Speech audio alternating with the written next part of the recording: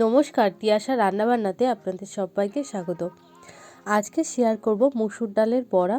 তার জন্য কিন্তু আমি সারা রাত মুসুর ডালটাকে এখানে ভিজিয়ে রেখেছিলাম।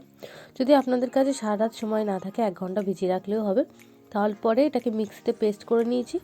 তারপরে দিয়ে দিয়েছি নুন, হলুদ গুঁড়ো, জিরের গুঁড়ো, ধনের গুঁড়ো দিয়ে খুব ভালো মতন করে মিশিয়ে নিয়েছি। তারপরে এর মধ্যে দিয়ে দিয়েছি একটা মিডিয়াম সাইজের পেঁয়াজ কোচানো, লঙ্কার গুঁড়ো আর একটুখানি দিয়ে দিয়েছি চাট মশলা দিয়ে সমস্তটাকে কিন্তু খুব ভালো মতন করে মেখে নিতে হবে।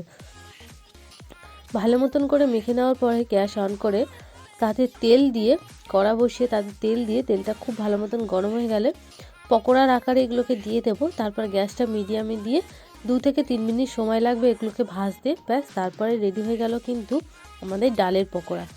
গরম গরম ভাতের সাথে কিন্তু একদম জমে যায়, অথবা এই শীতে চায়ের আড্ডাও কিন্তু একদম জমে যায়। রেসিপিটা ভালো লাগলে অবশ্যই কিন্তু লাইক, কমেন্ট, সাবস্ক্রাইব করবেন।